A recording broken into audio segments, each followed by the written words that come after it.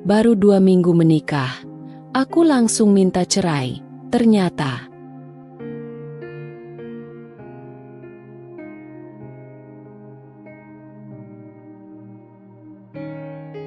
Aku menikahi pria terkaya di kampung. Setelah 2 minggu pernikahan aku selalu dijadikan babu dan direndahkan di rumah ibu mertua. Setelah bercerai ku buat mereka menyaesal. Ternyata, pagi itu, udara desa terasa begitu dingin, menyelimuti tubuhku yang masih terbujur di atas tempat tidur sederhana. Kamar yang hanya berukuran kecil dengan dinding kayu yang sudah mulai rapuh, terasa sempit namun penuh kenangan. Dari celah-celah dinding, udara pagi yang dingin masuk, mengusir rasa malas yang masih merayap dalam tubuhku. Kicauan burung terdengar samar-samar di kejauhan, mengiringi langkah-langkah ibu yang sibuk di dapur. Aku duduk perlahan, meraba sepatu kulit lusuh yang sudah menua, menyesuaikan diri dengan kenyataan bahwa pagi ini lagi-lagi aku harus pergi bekerja. Sepatu ini sudah hampir tak berbentuk lagi, solnya menipis, dan bekas jahitan di bagian samping mulai terlepas. Namun, sepatu ini adalah teman setia yang menemaniku berpuluh-puluh langkah menuju pabrik garmen yang terletak agak jauh dari rumah. Tangan ini terasa berat, lelah, dan kaku, tetapi aku tahu bahwa di luar sana, harapan keluarga menanti. Tidak ada pilihan lain selain melangkah. Pagi-pagi sekali aku sudah harus bangun, memulai rutinitas yang terasa begitu berat. Tapi inilah yang harus aku jalani. Tak ada waktu untuk merasakan lelah, karena setiap detik waktu itu berarti untuk hidup kami. Saat aku mulai mengenakan sepatu, suara ibu terdengar dari dapur. Langkahnya yang teratur semakin mendekat. Ia keluar membawa bungkusan nasi yang dibungkus dengan daun pisang. Aroma nasi yang masih hangat menambah kesan hangat di pagi yang dingin ini. "Dwi," suara ibu lembut memanggilku. "Ini buat bekal makan siangmu nanti. Supaya kamu nggak jajan. Lebih hemat."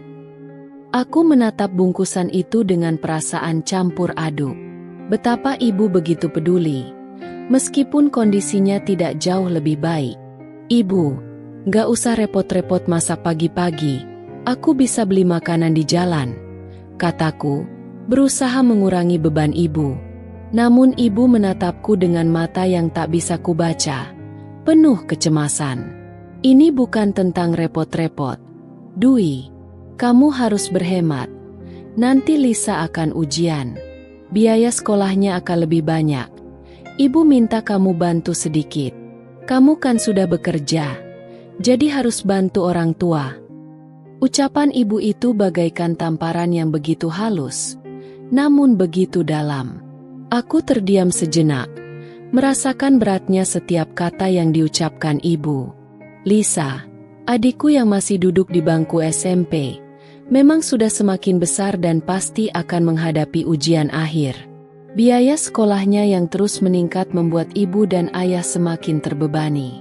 Aku tahu, semua beban itu tak pernah ibu sampaikan dengan jelas, tetapi aku bisa merasakannya. Aku harus membantu mereka, meskipun hidupku sendiri pun sudah cukup sulit. "Iya, Bu.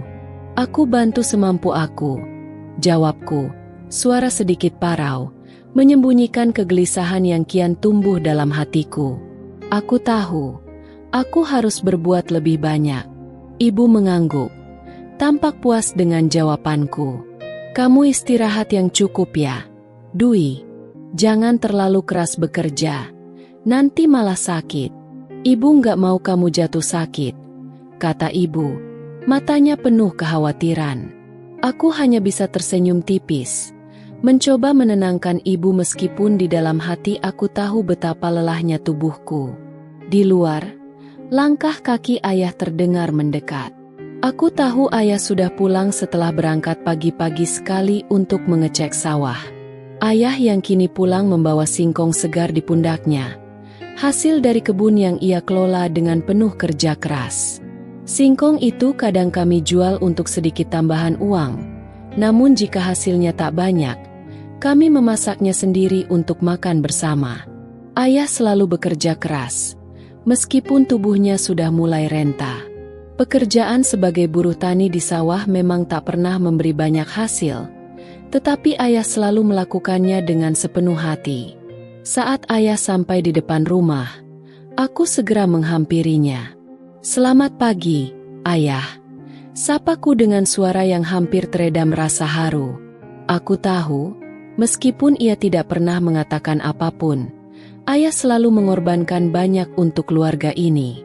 "Selamat pagi, Nak," jawab ayah dengan suara serak. Matanya tampak sedikit lelah. "Singkongnya sudah cukup untuk dimasak nanti. Kita bisa makan malam dengan singkong bakar, seperti biasa." Aku tersenyum mendengarnya. Meskipun sederhana, makanan seperti itu selalu terasa enak bagi kami. "Ayah, jangan terlalu capek. Nanti aku yang masak," kataku sambil membantu meletakkan singkong dari pundaknya ke halaman rumah. Ayah mengangguk, matanya menatap tanah, seolah sedang memikirkan sesuatu yang lebih dalam. "Hari-hari semakin berat, Nak, tetapi kita harus terus berjuang. Kalau tidak, bagaimana masa depan Lisa?" Aku terdiam mendengar kata-kata ayah. Aku tahu betul perjuangan yang ayah hadapi setiap hari. Setiap pagi, ia bangun sebelum fajar untuk pergi ke sawah, mengecek saluran air, dan memastikan bahwa tanaman kami bisa tumbuh dengan baik. Tetapi hasilnya seringkali tak sebanding dengan usaha yang ia lakukan. Ibu, yang mengurus rumah dan anak-anaknya, tak pernah berhenti memikirkan bagaimana bisa mencukupi kebutuhan sehari-hari. Begitu banyak yang harus mereka pikirkan. Aku meremas tangan ayah, berusaha memberi kekuatan meski hati ini terasa sesak. "Ayah, aku akan bantu. Aku akan terus bekerja keras. Semoga semuanya bisa lebih baik," ujarku dengan suara penuh tekad. Ayah mengelus kepalaku dengan lembut. "Aku tahu, Nak, tapi ingatlah, hidup bukan hanya tentang bekerja keras. Kita harus terus menjaga hati, supaya tetap sabar dan ikhlas." Setelah itu, aku pun berpamitan untuk berangkat bekerja. "Aku berangkat dulu, Ayah, Ibu," kataku sambil memeluk mereka satu persatu, berusaha menunjukkan rasa terima kasih meskipun tak banyak yang bisa kuberikan. "Semoga hari ini lancar, dan semoga Lisa bisa belajar dengan baik." Ibu mengangguk. Wajahnya penuh kebahagiaan meski ada kekhawatiran yang terlihat di matanya. "Hati-hati di jalan, Dwi. Jangan sampai kelelahan," pesannya dengan lembut. Aku tersenyum, mencoba meyakinkan mereka meskipun dalam hati, aku tahu aku tak bisa terus seperti ini selamanya. Di sepanjang jalan menuju pabrik, kaki ini melangkah berat. Udara pagi yang masih dingin menyentuh kulitku, namun aku tak merasa kedinginan. Dalam pikiranku, hanya ada satu tujuan, membantu keluarga. Aku tahu hidup kami penuh dengan kekurangan, tetapi aku tak bisa berhenti berusaha. Pekerjaan di pabrik garmen adalah satu-satunya cara untuk memastikan kami tetap bisa bertahan hidup. Setiap hari aku bekerja dengan tekun, meskipun tubuhku mulai merasa lelah. Sesampainya di pabrik, aku bergabung dengan para pekerja lain yang sudah mulai sibuk. Suara mesin yang berderak keras, bau kain yang berdebu, dan panas yang mulai terasa dari oven-oven mesin pengering membuatku sedikit kesulitan bernapas. Namun, aku tahu bahwa ini adalah satu-satunya cara bagi kami untuk bisa mendapatkan sedikit uang. Aku bekerja tanpa mengenal lelah, menekan rasa sakit di tubuhku yang sudah mulai terasa pegal-pegal. Setiap tetes keringat yang jatuh adalah bagian dari perjuanganku. Dan meskipun di dalam hatiku terkadang muncul keraguan, aku tahu bahwa aku harus terus melangkah. Aku tak bisa menyerah. Untuk ibu, ayah, dan Lisa, aku harus bertahan. Pagi yang dingin mulai terasa menghangat ketika matahari perlahan meninggi di langit desa. Di dalam pabrik garmen, suara mesin jahit menderu tanpa henti, berpadu dengan suara-suara pekerja yang saling berteriak, memastikan setiap potongan kain terjahit dengan sempurna. Aku duduk di bangku kerja, memandangi tumpukan kain yang seolah tak pernah habis. Jemariku yang sudah mulai terasa kasar dengan luka-luka kecil bergerak cepat, berusaha menyeimbangkan kecepatan mesin yang terus berputar. Bekerja di pabrik garmen ini sudah menjadi rutinitasku selama hampir 2 tahun. Setiap pagi, aku datang dengan tubuh yang masih lelah dari hari sebelumnya, dan setiap sore aku pulang membawa rasa lelah yang lebih besar. Namun, aku tahu aku tidak boleh mengeluh. Di luar sana, keluargaku bergantung padaku. Ayah, ibu, dan Lisa membutuhkan penghasilanku, sekecil apapun itu. Hari ini terasa lebih berat dari biasanya. Mesin di mejaku mendadak rewel. Kain yang kujahit sering tersangkut, membuatku harus membuka dan merapikannya berkali-kali. Dwi, ayo cepat. Target kita hari ini harus selesai sebelum sore. Suara mandor, Pak Hendra, terdengar lantang dari ujung ruangan. Aku hanya bisa mengangguk, meskipun di dalam hati aku merasa ingin menangis. Di sudut lain ruangan, kulihat Ayu, Ratih, dan Visa, teman-teman seperjuanganku, juga sibuk dengan pekerjaan mereka. Wajah mereka menunjukkan kelelahan yang sama. Kadang, hanya dengan saling melempar senyum kecil atau bercanda singkat, kami mencoba mengurangi tekanan yang ada. Akhirnya, suara lonceng yang menjadi tanda jam istirahat pun berbunyi. Aku menghela napas panjang, menutup mesin jahitku, dan merapikan kain-kain yang tersisa. Semua pekerja mulai meninggalkan ruangan, sebagian menuju kantin, sebagian lagi keluar mencari udara segar. Aku mengambil kotak nasi yang kubawa dari rumah dan melangkah keluar dari pabrik, mencari tempat yang lebih tenang. Aku berjalan menuju masjid kecil yang terletak tidak jauh dari pabrik. Udara di luar terasa lebih segar dibandingkan dengan udara panas dan penuh debu di dalam pabrik. Langit biru yang luas, dengan awan putih yang bergerak perlahan, memberikan rasa damai yang sulit kutemukan di dalam gedung itu. Sesampainya di masjid, aku langsung mengambil air wudhu dan bersiap menunaikan salat zuhur. Air wudhu yang dingin mengalir di wajahku, memberikan rasa segar yang menenangkan. Ketika aku bersujud dalam salat, aku memohon kepada Tuhan agar diberikan kekuatan untuk menjalani hari-hariku. Aku tahu aku bukan satu-satunya orang yang berjuang, tetapi terkadang beban ini terasa terlalu berat untuk kutanggung. Setelah selesai salat, aku duduk di tepian masjid, memandangi hamparan rerumputan di sekitarnya. Tak lama kemudian, Ayu, Ratih, dan Visa menghampiriku, masing-masing membawa kotak nasi. Wajah mereka yang letih tampak sedikit cerah ketika mereka melihatku. "Hei, Dwi, sudah makan belum?" tanya Ayu sambil duduk di sampingku. Ia membuka kotak nasinya yang berisi nasi putih, tempe goreng, dan sedikit sayur. "Belum, aku baru selesai salat," jawabku sambil tersenyum. Aku membuka kotak nasi yang dibungkus daun pisang oleh ibu tadi pagi. Aromanya menguar, mengingatkanku pada tangan ibu yang penuh kasih sayang. Kami duduk melingkar, seperti kebiasaan kami setiap istirahat siang. Meskipun menu makan kami sederhana, saat-saat seperti ini terasa begitu berharga. Kami mulai makan, sesekali bercanda untuk menghilangkan rasa lelah. "Tadi mandor galak banget." "Ya," kata Ratih sambil mengunyah makanannya. "Padahal mesin jahitku rusak, tapi dia tetap nyuruh aku kerja cepat." "Iya, aku juga kena omelan tadi," jawab Ayu. "Padahal aku sudah kerja secepat mungkin, tapi tetap saja dibilang lambat." Visa, yang biasanya lebih tenang, ikut angkat bicara. "Sudahlah, jangan terlalu dipikirkan. Kita kan memang cuma buruh. Mau sekeras apapun kita bekerja, mereka pasti tetap merasa tidak puas." Ratih menghela napas panjang, lalu menatap kami satu persatu. Kadang aku mikir, apa nasib kita akan begini-begini saja? Kerja terus, capek terus, tapi nggak ada perubahan. Aku menelan ludah mendengar pertanyaan itu.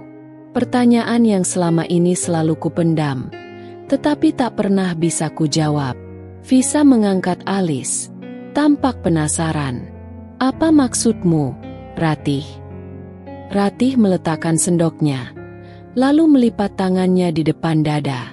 Ya, aku cuma mikir, apa kita akan terus jadi orang miskin? Kerja keras setiap hari, tapi tetap saja nggak cukup. Apa nggak ada jalan keluar? Ayu tertawa kecil, mencoba mencairkan suasana. Hei, jangan terlalu serius begitu, dong. Semua ini pasti ada titik temunya. Nanti, kita semua pasti akan menikah, punya suami yang baik, dan hidup lebih enak. Visa tersenyum kecil, tetapi matanya menyiratkan keraguan. Kamu yakin, Ayu? Kalau suami kita juga miskin seperti kita, apa bedanya? Kita harus optimis, dong. Jawab Ayu sambil tersenyum lebar. Bayangkan saja, kita ketemu pria tampan dan kaya yang mau menikahi kita. Setelah menikah, kita nggak perlu kerja lagi. Suami kita yang kerja, kita tinggal di rumah, mengurus anak-anak. Ratih tertawa pelan. Itu kan cuma mimpi. Ayu, pria kaya mana yang mau sama kita? Buruh pabrik garmen begini. Aku ikut tertawa mendengar percakapan mereka. Meskipun ada kesedihan yang tersirat dalam setiap kata-kata mereka, candaan ini berhasil membuat suasana menjadi lebih ringan. Kami saling tertawa, membayangkan hal-hal yang mungkin tidak pernah terjadi, tetapi setidaknya bisa memberikan sedikit kebahagiaan di tengah kesulitan. Kalau aku, kata Visa dengan nada bercanda, mau saja menikah dengan pria biasa, asal dia baik dan setia. Kaya atau miskin, yang penting dia nggak meninggalkan aku. Kamu itu terlalu realistis, Visa. Jawab Ayu sambil terkekeh. Cobalah bermimpi sedikit. Bayangkan kita tinggal di rumah besar, pakai baju bagus, dan nggak perlu kerja lagi. Pasti menyenangkan. Kami semua tertawa bersama, seolah-olah beban hidup yang kami tanggung tidak pernah ada. Saat-saat seperti ini adalah momen yang paling aku syukuri. Di tengah kerasnya hidup, aku merasa bersyukur memiliki teman-teman seperti mereka. Namun, tawa kami harus segera berakhir ketika suara lonceng kembali berbunyi, menandakan jam istirahat sudah selesai. Aku menghela napas panjang, menutup kotak nasiku, dan bersiap kembali ke pabrik. Ayu, Ratih, dan Visa juga mulai berdiri, menepuk-nepuk pakaian mereka yang terkena debu. Yuk, kembali bekerja, kata Ayu sambil tersenyum kecil. Semoga sore ini tidak terlalu berat. Kami berjalan beriringan menuju pabrik, kembali ke rutinitas yang menanti. Meskipun hati ini masih terasa lelah, aku tahu aku harus terus melangkah. Untuk keluargaku, untuk masa depanku, aku tidak boleh menyerah sore itu. Seperti biasa aku keluar dari pabrik dengan langkah yang sedikit lelah. Setelah seharian berdiri di depan mesin jahit, tubuhku terasa kaku dan pegal. Tetapi ada hal kecil yang membuatku lebih semangat hari ini. Hari gajian. Setiap tanggal 10 adalah hari yang paling kunantikan. Meskipun jumlah yang kuterima tidak besar, tapi cukup untuk membantu kebutuhan keluarga. Angin sore yang sejuk menyambutku di luar pabrik. Desa kami selalu memiliki suasana yang menenangkan di sore hari. Langit mulai berubah warna menjadi jingga, sementara anak-anak kecil berlarian di jalanan desa, bermain tanpa beban. Suara burung yang pulang ke sarang seolah menjadi pengiring langkahku menuju jalan raya tempat angkot biasa lewat. Tapi hari itu aku memutuskan untuk tidak langsung pulang. Ada sesuatu yang sudah lama ingin kulakukan. Sejenak, aku memegang amplop gaji di tas kecilku, memikirkannya dengan hati-hati. Biasanya, aku tidak pernah menggunakan uang gajian untuk hal lain selain kebutuhan utama. Tapi hari ini aku ingin membawa sesuatu yang berbeda untuk keluargaku. Sesuatu yang enak dan spesial. Aku memutuskan untuk mampir ke warung sate di perempatan jalan desa. Penjual sate ini terkenal enak dan selalu ramai pembeli. Aku membayangkan betapa senangnya adikku Lisa jika aku pulang membawa sate. Apalagi ayah dan ibu. Mereka pasti akan tersenyum bahagia melihat ada makanan istimewa di meja makan malam kami. Dalam hati aku berkata, sesekali memanjakan keluarga. Apa salahnya?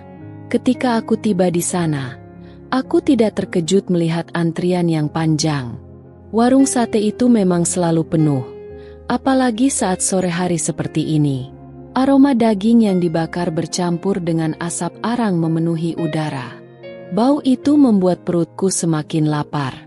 Aku menghela napas dan berdiri di barisan, berharap antrianku tidak terlalu lama. 5 menit, 10 menit, 15 menit. Akhirnya aku tiba di depan gerobak sate. Hatiku hampir melompat gembira saat penjual itu menatapku, siap menerima pesananku. "Pak, 1 porsi satenya ya," kataku sambil tersenyum. Aku bisa membayangkan wajah Lisa yang berseri-seri melihat sate ini di meja makan nanti. Tapi senyumku langsung hilang ketika penjual itu berkata, "Maaf, Mbak, tinggal 1 porsi lagi. Tapi ini sudah dipesan orang." Kalimat itu seperti petir di siang bolong. Rasanya berat sekali mendengar kata-kata itu. Setelah menunggu begitu lama, aku tidak mendapatkan apa-apa. Hatiku terasa hancur. Ini hanya sate, memang. Tapi bagi seseorang seperti aku yang hidup dalam keterbatasan, membawa pulang makanan seperti ini adalah kebahagiaan kecil yang berharga. Aku berdiri mematung, tak tahu harus berkata apa. Kecewa? Tentu saja. Tapi apa yang bisa kulakukan? Aku hanya tersenyum pahit, mencoba menerima kenyataan. Belum sempat aku melangkah pergi, sebuah motor berhenti di depan gerobak sate. Seorang pria turun dengan santai, memakai helm full face dan jaket. Dia berjalan mendekati gerobak sambil berkata kepada penjual sate, "Pak, ini sate pesanan saya, kan?" Aku hanya menatap pria itu dari jauh. Dalam hati, aku sedikit kesal. Jadi ini orang yang mengambil porsi terakhir itu? Setelah membayar, dia menerima bungkusan sate itu. Tapi anehnya, saat dia berbalik, matanya langsung menatapku. Dia terlihat terkejut, seolah mengenaliku. Lalu dia memanggil, "Dwi? Kamu Dwi, kan?" Aku memandangnya dengan bingung. Dari mana dia tahu namaku? "Iya, saya Dwi," jawabku pelan. Masih tidak yakin siapa dia. Dia tersenyum, lalu melepas helm dan masker yang menutupi wajahnya. Begitu wajahnya terlihat, aku langsung tersentak. "Bagas." Dia tertawa. "Iya, ini aku, Bagas. Lama nggak ketemu, ya?" Bag. Nama itu langsung membangkitkan serangkaian kenangan dari masa SMP. Bagas adalah teman sekelasku yang dulu sering jahil, tetapi juga baik hati. Kami sering bercanda, bahkan beberapa kali belajar kelompok bersama. Tapi sejak dia pindah sekolah ke kota untuk SMA, aku tidak pernah mendengar kabarnya lagi. "Ya ampun, Bagas, aku nggak nyangka ketemu kamu di sini," kataku, masih terkejut. "Kamu kok tahu aku?" "Ya jelas aku tahu. Wajahmu nggak berubah sama sekali, Dwi," katanya sambil tertawa kecil. Kamu beli sate juga?" Aku mengangguk, lalu menjelaskan dengan nada rendah. "Iya, tadi mau beli untuk keluarga, tapi satenya habis." "Itu yang kamu beli itu porsi terakhir." Bagas langsung memandang bungkusan sate di tangannya, lalu kembali menatapku. Ekspresinya berubah menjadi penuh simpati. "Dwi, ini buat kamu saja." Aku langsung menggeleng. "Nggak usah, Bagas. Itu kan pesanan kamu. Aku nggak enak nerimanya. Tidak apa-apa. Sungguh. Aku sering beli sate di sini. Jadi nggak masalah kalau hari ini aku makan yang lain, katanya. Dia menyodorkan bungkusan sate itu ke tanganku, bersikeras agar aku menerimanya. Aku merasa ragu dan canggung, tapi akhirnya aku mengambilnya dengan perasaan campur aduk. Terima kasih, Bagas. Aku benar-benar nggak enak sama kamu. Dia tertawa kecil. Nggak perlu merasa nggak enak, Dwi. Anggap saja ini traktiran dari teman lama. Aku mencoba mengeluarkan uang dari tas kecilku untuk mengganti sate itu. Tapi Bagas langsung menolaknya dengan tegas. Jangan, Dwi. Kalau kamu bayar, aku malah merasa tidak tulus memberikannya. Kami tertawa bersama, mengingatkan aku pada masa-masa SMP dulu. Setelah itu, dia bertanya, "Kamu pulang naik apa?" "Naik angkot, seperti biasa," jawabku. Bagas mengangguk, lalu menawarkan sesuatu yang membuatku bingung. "Kalau begitu, biar aku antar kamu pulang.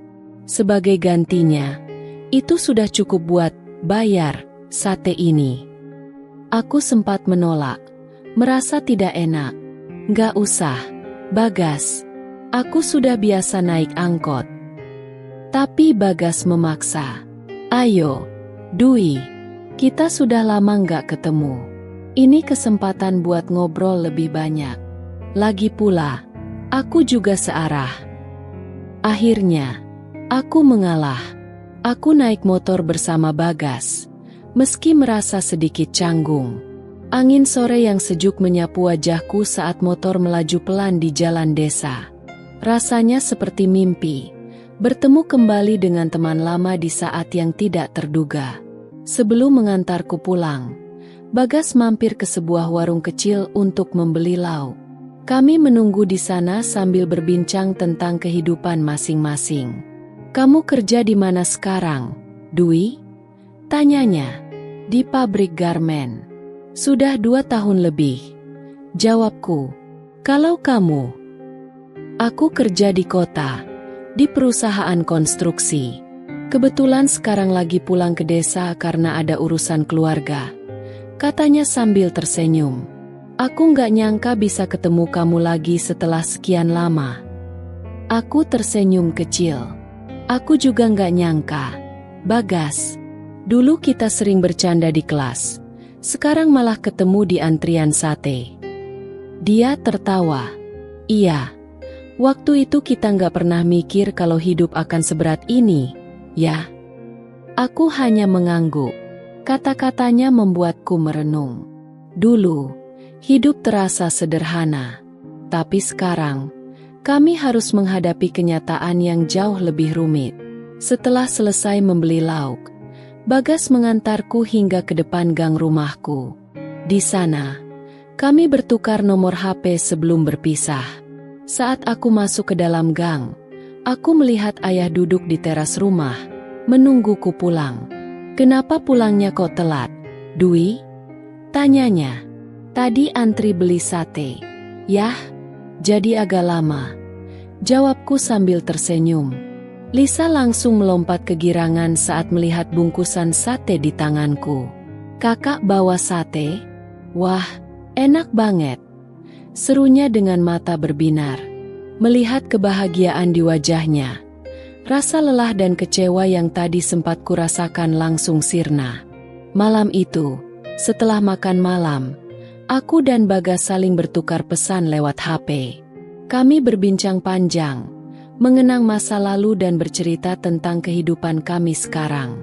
Pagi itu, seperti biasa, aku terbangun dengan suara ayam berkokok dan cahaya matahari yang mulai mengintip dari celah dinding kayu rumah kami. Suara ibu di dapur terdengar samar-samar, dan aroma hangat teh manis mulai menyebar ke seluruh ruangan. Meskipun tubuhku masih terasa sedikit lelah, aku segera bangkit dari tempat tidur. Kehidupan tidak pernah memberi kesempatan untuk bermalas-malasan, terutama bagi keluargaku yang harus berjuang keras setiap harinya. Aku mempersiapkan diriku untuk bekerja di pabrik garmen. Dengan seragam biru tua yang sudah mulai memudar warnanya, aku duduk di teras sambil mengenakan sepatu. Udara pagi yang dingin masih menyelimuti kampung kecil ini, memberikan ketenangan yang khas. "Ini, Nak, bekal buat makan siangmu," kata ibu tiba-tiba sambil menyerahkan kotak nasi yang dibungkus rapi dengan kain. Aku tersenyum kecil, menatap wajah ibu yang selalu terlihat lelah tapi penuh kasih sayang. "Bu, nggak usah repot-repot. Aku bisa beli makan di kantin." Ibu menggeleng pelan, menatapku dengan tatapan yang penuh ketegasan. "Lebih baik makan bekal dari rumah. Bisa hemat uangnya. Lagi pula, Lisa sebentar lagi ujian, dan kita masih butuh banyak biaya." Aku hanya bisa mengangguk, meskipun hatiku terasa sedikit sesak. Lisa, adik perempuanku, adalah harapan keluarga kami. Ayah dan ibu ingin dia bisa sekolah setinggi-tingginya, meskipun itu berarti aku harus bekerja lebih keras untuk membantu mereka. Dari kejauhan, aku melihat ayah pulang dari sawah dengan singkong yang dipanggul di pundaknya. Pagi-pagi sekali beliau sudah ke sawah untuk mengecek aliran air, dan pulangnya membawa hasil panen seadanya. Kadang dijual, kadang untuk kami makan sendiri. Melihat perjuangan ayah dan ibu, aku selalu merasa bahwa semua lelahku di pabrik tidak ada artinya dibandingkan dengan pengorbanan mereka. Sebelum berangkat, aku berpamitan pada mereka, mencium tangan ayah dan ibu. "Hati-hati di jalan, Nak," pesan ibu seperti biasa. Aku mengangguk dan melangkah keluar rumah, menunggu angkot yang lewat untuk membawaku ke pabrik. Hari itu berjalan seperti biasanya. Suara mesin jahit yang berdengung memenuhi ruangan, bercampur dengan suara obrolan para pekerja lain. Aku duduk di bangkuku, fokus menyelesaikan jahitan yang harus selesai sebelum jam istirahat. Seperti biasa, waktu terasa berjalan begitu lambat di pabrik.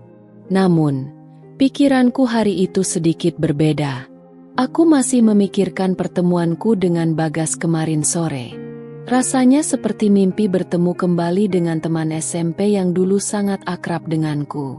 Siapa sangka, setelah bertahun-tahun tidak bertemu, takdir mempertemukan kami di tempat yang tidak terduga. Jam istirahat akhirnya tiba. Suara bel yang memekakan telinga menjadi sinyal bagi kami untuk meninggalkan meja masing-masing. Aku mengambil kotak bekalku dan berjalan keluar pabrik menuju musola kecil di sebelah. Setelah menunaikan salat duhur, aku kembali ke pelataran musola di mana Ayu, Ratih, dan Visa, teman-teman terbaikku, sudah menunggu. "Kamu lama banget. Why? Sampai kapan mau ninggalin kami kelaparan di sini?" canda Ayu sambil membuka bekalnya. Aku tertawa kecil dan duduk bersama mereka. Kami bertiga memang selalu berbagi waktu istirahat seperti ini. Ada semacam rasa nyaman yang hanya bisa kurasakan saat bersama mereka. Dari SD, SMP, hingga sekarang bekerja, kami selalu bersama. Kami mulai makan sambil bercanda dan bercerita tentang berbagai hal. Tiba-tiba, Ayu menatapku curiga. Why? Wajahmu hari ini kok beda ya? Kayak lagi happy banget. Ada apa nih?" Aku hanya tersenyum kecil, tapi tatapan tiga pasang mata di depanku semakin tajam. "Ayo, cerita," desak Ratih sambil mengangkat alis. Aku menghela napas, merasa tak bisa menyembunyikan apa yang ada di pikiranku. Kemarin, aku nggak sengaja ketemu teman lama. "Teman lama? Siapa?" Visa langsung mencondongkan tubuhnya ke arahku, penuh antusias. "Bagas," jawabku pelan. Ketiga temanku terdiam sejenak, lalu saling menatap satu sama lain dengan ekspresi terkejut. "Bagas, kamu serius?" Ayu hampir berteriak. Aku mengangguk, sedikit bingung dengan reaksi mereka. "Iya, Bagas, teman SMP kita dulu." Bagas yang anak juragan padi itu. Ratih menambahkan dengan nada tidak percaya. Iya, Bagas yang itu. Jawabku sambil tersenyum kecil. Mereka langsung heboh. Ayu bahkan menepuk-nepuk lenganku dengan antusias. Ya ampun, Dwi. Itu kan anak paling ganteng se-SMP kita dulu. Terus, gimana ceritanya kamu bisa ketemu dia? Aku menceritakan semuanya. Mulai dari kejadian di warung sate hingga Bagas mengantarku pulang. Mereka mendengarkan dengan penuh perhatian. Sesekali mengeluarkan seruan histeris. Jadi, dia kasih sate pesanannya buat kamu? Tanya Visa dengan mata membulat. Iya, dia kasih satenya ke aku karena waktu itu aku nggak kebagian. Jawabku pelan. Terus dia nganter kamu pulang naik motor? Tambah Ayu, matanya berbinar-binar. Iya. Mereka langsung berteriak kecil. Seperti anak-anak yang baru saja mendapat kabar gembira. Ya ampun, why? Itu romantis banget. Tahu nggak? Kayak di sinetron. Seru Ratih. Aku hanya tertawa kecil, merasa sedikit malu dengan reaksi mereka. Terus, kalian tukeran nomor HP? Tanya Visa, semakin penasaran. Aku mengangguk pelan. Iya. Dia yang minta nomor HP aku. Mereka langsung menatapku dengan tatapan penuh arti. Dwi, ini pasti ada sesuatu. Aku yakin kalian bakal jadian. Kata Ayu penuh semangat. Aku langsung menggeleng. Enggak, kita cuma teman. Enggak ada apa-apa. Tapi dia kasih satenya ke kamu. Loh, itu tanda dia peduli, kata Ratih. Mencoba meyakinkanku. Belum tentu, jawabku, mencoba meredam antusiasme mereka. Namun, mereka tidak menyerah. Ayu bahkan berkata, Dwi, kalau kamu sampai jadian sama Bagas, itu artinya kamu berhasil memenangkan jackpot. Anak juragan padi yang kaya raya dan ganteng pula. Kami semua tertawa terbahak-bahak. Meskipun aku tahu mereka hanya bercanda, ada sedikit rasa bahagia di dalam hatiku. Bagas memang hanya teman lama, tapi pertemuan kami kemarin terasa sangat berarti. Bel berbunyi, menandakan jam istirahat sudah selesai. Dengan langkah berat, kami kembali ke meja masing-masing untuk melanjutkan pekerjaan. Tapi sepanjang sisa hari itu, pikiranku terus melayang ke percakapan tadi. Apakah benar yang dikatakan teman-temanku? Apakah Bagas melihatku lebih dari sekadar teman lama? Atau mungkin aku hanya terlalu berharap? Aku menggeleng pelan, mencoba mengusir pikiran itu. Yang jelas, pertemuan dengan Bagas membawa warna baru dalam kehidupanku yang monoton. Dan di tengah hiruk-pikuk mesin jahit, aku tersenyum kecil, membayangkan apa yang mungkin terjadi selanjutnya. Sejak pertemuanku kembali dengan Bagas, hidupku terasa seperti di antara mimpi dan kenyataan. Bagas, teman masa kecilku yang dulu hanya aku kenal sebagai anak juragan kaya, kini menjadi sosok yang terus hadir dalam hariku. Perhatian dan kebaikannya membuatku melihat dunia dengan cara yang berbeda. Namun, ada satu hal yang tidak pernah berubah. Kenyataan bahwa aku berasal dari keluarga yang sederhana, yang selalu menjadi bayangan di setiap langkahku. Setiap kali aku melangkah keluar dari pabrik seusai bekerja, aku tahu dia akan ada di sana, menungguku dengan motornya. Saat mata kami bertemu, senyum hangatnya selalu berhasil menghapus lelahku. Hari ini capek banget, ya? Tanyanya sore itu saat aku menaiki motornya. Aku hanya mengangguk kecil. Kerjaan di pabrik nggak ada habisnya. Gas. Tapi kalau aku ingat nanti bisa ketemu kamu, rasanya jadi lebih ringan. Dia tertawa kecil sambil menyalakan mesin motor. Berarti aku semacam obat, ya? Kalau gitu aku nggak boleh hilang. Aku tersenyum mendengar ucapannya. Meski lelah, aku merasa lebih hidup ketika bersamanya. Kami sering berhenti di warung bakso sederhana atau es campur favorit kami sebelum pulang. Setiap pertemuan kami selalu dipenuhi dengan obrolan hangat dan candaan kecil. Bagas selalu memastikan aku pulang dengan membawa sesuatu untuk keluargaku. "Ini buat Lisa sama ibu, ya," katanya sambil menyodorkan satu bungkusan makanan. "Gas, aku nggak enak terus-terusan kayak gini. Kamu nggak perlu repot," balasku. Dia hanya tersenyum, menggeleng pelan. Aku ikhlas. "Why? Jangan mikirin itu. Kamu udah cukup banyak berkorban buat keluargamu." Hatiku selalu bergetar mendengar ucapannya.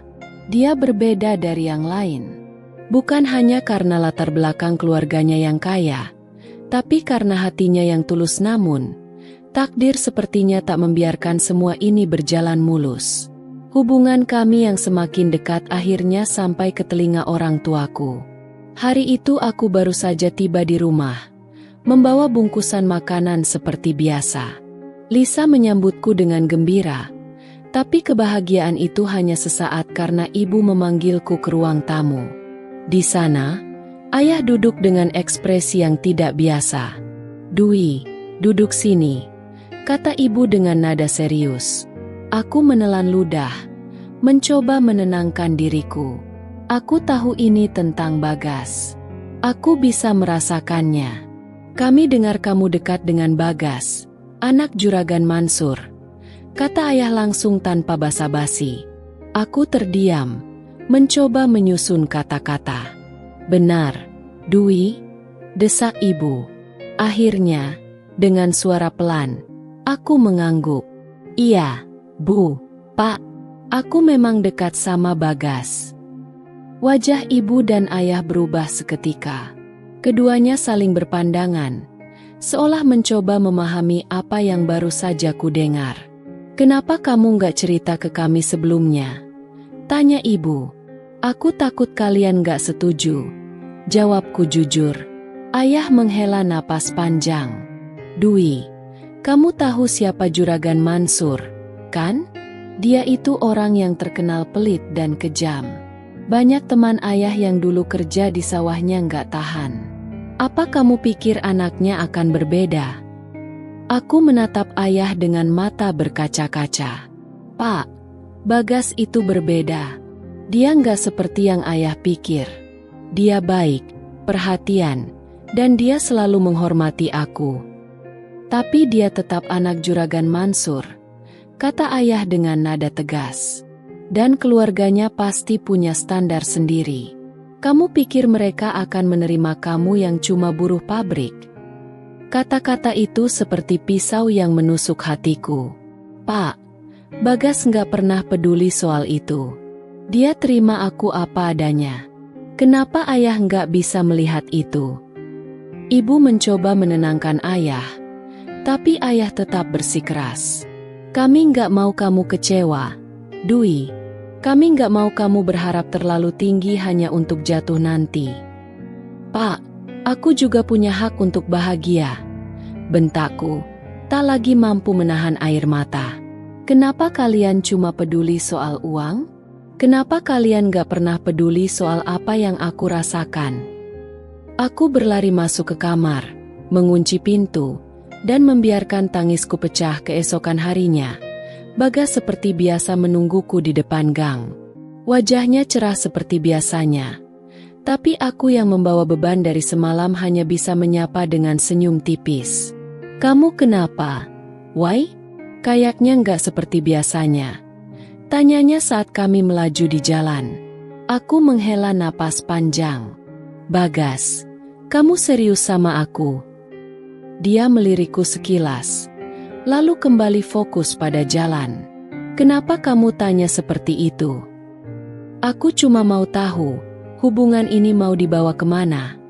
tanyaku langsung, tanpa basa-basi.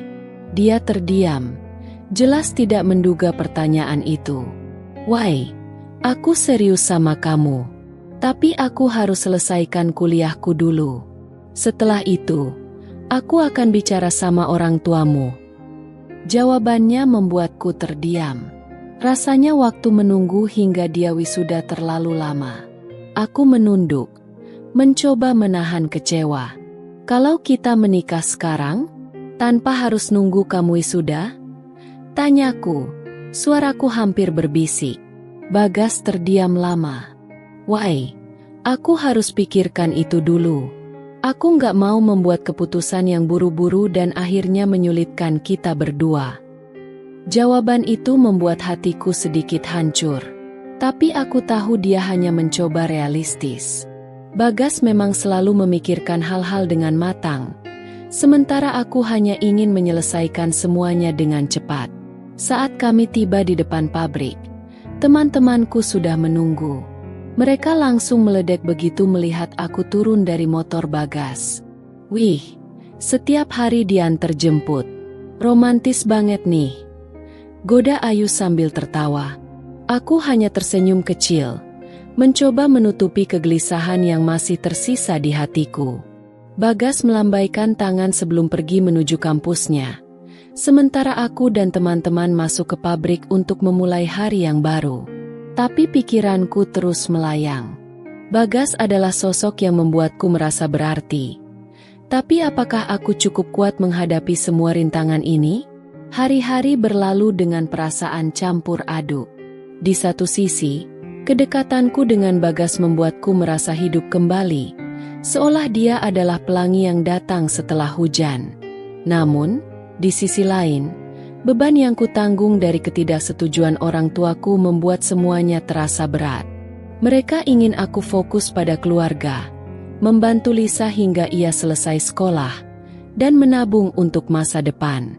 Tapi cinta yang aku rasakan kepada Bagas terlalu dalam untuk diabaikan begitu saja. Hari itu seperti biasa.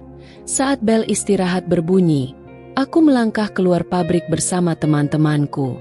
Langkahku terasa berat karena pikiranku terus dihantui konflik dengan orang tua dan keraguan Bagas. Setelah sholat zuhur di musola kecil dekat pabrik, aku dan teman-temanku duduk melingkar di bawah pohon rindang sambil membuka bekal masing-masing. Ayu, teman baikku sejak kecil, menatapku curiga. Why, kamu kenapa sih? Dari tadi diam aja. Nggak seperti biasanya. Ratih ikut menimpali. Iya, kayak ada beban berat banget. Cerita dong, siapa tahu kita bisa bantu. Aku menunduk, menggenggam kotak makananku dengan gelisah. Aku nggak tahu harus gimana. Aku di persimpangan yang bikin aku bingung. Visa yang duduk di sampingku menepuk pundakku pelan. Kenapa? Ada masalah sama Bagas? Tanyanya sambil menaikkan alis, jelas penasaran. Aku menghela napas panjang sebelum akhirnya bercerita. Orang tuaku nggak setuju aku dekat sama Bagas. Mereka bilang aku harus fokus bantu keluarga, bantu Lisa sekolah sampai selesai. Ayahku juga nggak suka karena Bagas itu anak Juragan Mansur. Mendengar nama Juragan Mansur, mereka bertiga langsung saling pandang. Ya ampun, why? Itu kan juragan yang terkenal pelit dan galak itu, kan? Kata Ayu, ekspresinya penuh kekhawatiran. Iya, jawabku lirih. Ayahku bilang banyak temannya yang gak tahan kerja sama Juragan Mansur. Tapi aku ngerasa Bagas beda, dia nggak seperti ayahnya. Ratih mengangguk pelan. Aku percaya kok, Bagas beda. Dia itu cowok baik. Dari dulu udah kelihatan kalau dia punya hati yang tulus. Tapi aku ngerti juga kenapa orang tuamu khawatir. Mereka cuma pengen yang terbaik buat kamu. Why? Visa, yang biasanya paling ceria, kini terlihat serius. Jadi, kamu mau gimana? Kamu mau tetap lanjut sama Bagas atau nurutin orang tuamu? Pertanyaan itu membuat dadaku semakin sesak. Itu dia. Aku bingung. Aku sayang sama Bagas. Aku pengen dia jadi masa depanku. Tapi kalau aku terus melawan orang tua, aku takut malah bikin mereka kecewa. Ayu menghela napas panjang, memandangku penuh empati. Why? Kamu harus tahu kalau ini hidup kamu. Orang tua pasti ingin yang terbaik, tapi kadang mereka nggak ngerti apa yang kita rasakan. Kalau kamu yakin Bagas itu orang yang tepat, kamu harus perjuangkan dia. Tapi, Ratih menyela, jangan sampai hubungan ini malah bikin kamu kehilangan keluarga. Semua pilihan ada di tanganmu. Why? Kamu yang harus menentukan mana yang lebih penting. Aku hanya terdiam, mencoba mencerna kata-kata mereka. Rasanya hatiku semakin kacau seusai bekerja. Seperti biasa, Bagas menungguku di depan pabrik. Hari itu aku berjalan dengan langkah berat, membawa semua kebingungan dan rasa lelah yang telah menumpuk. Bagas menyapaku dengan senyum seperti biasanya. "Wai, kamu capek ya? Mukamu kelihatan gak semangat." Aku hanya mengangguk pelan sambil naik ke motornya. Sepanjang perjalanan, kami terdiam. Biasanya aku selalu antusias bercerita tentang hari-hariku di pabrik. Tapi kali ini aku terlalu larut dalam pikiranku sendiri. Akhirnya, Bagas memutuskan berhenti di warung kecil tempat kami sering membeli es campur. Setelah memesan, dia menatapku dengan serius. "Kamu kenapa, Wai? Aku tahu ada sesuatu yang kamu pikirin. Cerita dong." Aku menggigit bibirku, mencoba menahan air mata. Tapi akhirnya semua keluar begitu saja. "Bagas, aku nggak tahu hubungan ini mau dibawa kemana. Orang tuaku nggak setuju kita bersama. Mereka bilang aku harus fokus bantu keluarga. Dan aku takut kamu juga nggak serius sama aku." Bagas terdiam, jelas tidak menduga kata-kataku. "Wai, aku serius sama kamu. Aku benar-benar sayang sama kamu. Tapi aku juga harus pikirkan semuanya dengan matang. Aku belum siap menikah sekarang. Aku harus selesaikan kuliah dulu." Aku menatapnya, mencoba mencari kepastian di matanya. "Bagas, aku nggak bisa terus begini. Aku butuh kepastian. Kalau kamu memang gak yakin sama aku, lebih baik kita sudahi saja." Kata-kataku membuat wajahnya berubah. Dia menatapku dengan rasa bersalah. "Wai, jangan ngomong kayak gitu. Aku butuh waktu. Aku harus bicara sama orang tuaku dulu. Aku gak bisa langsung ambil keputusan sekarang." Aku mengangguk pelan, mencoba memahami posisinya. Tapi hatiku tetap gelisah. "Bagas, aku kasih waktu sampai besok pagi. Kalau kamu gak bisa kasih aku kepastian, mungkin memang lebih baik kita jalan masing-masing," kataku dengan suara bergetar. Bagas terlihat tertekan, tapi dia mengangguk. "Baik, Wai, aku akan bicara sama orang tuaku malam ini." Kami melanjutkan perjalanan pulang dengan suasana yang berbeda. Bagas mengantarku sampai depan gang seperti biasa. Tapi kali ini tanpa candaan atau obrolan ringan. Aku masuk rumah dengan hati yang penuh keraguan. Sementara Bagas melaju pergi dengan pikirannya sendiri. Hari itu matahari tampak cerah, tetapi hatiku masih mendung.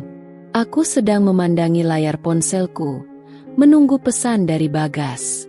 Setelah pembicaraan serius kami tentang kemana hubungan ini akan dibawa, aku tahu segalanya tidak akan semudah yang kubayangkan. Namun, pagi ini pesan Bagas tiba, membawa berita yang mengubah segalanya.